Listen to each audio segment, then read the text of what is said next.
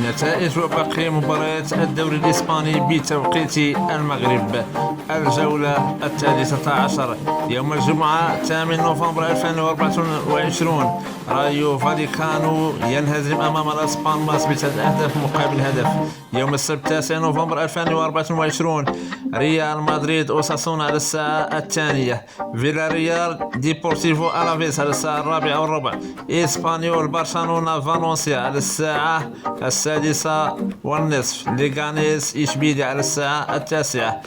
يوم الأحد 10 نوفمبر 2024 ريال بيتيس سيلتا فيغو على الساعة 2. مايوركا أتلتيكو مدريد على الساعة 4:15. ختافي جيرونا على الساعة 6:30. بلد الوليد بيلباو على الساعة 6:30. ريال سوسيداد برشلونة على الساعة 9 مساء.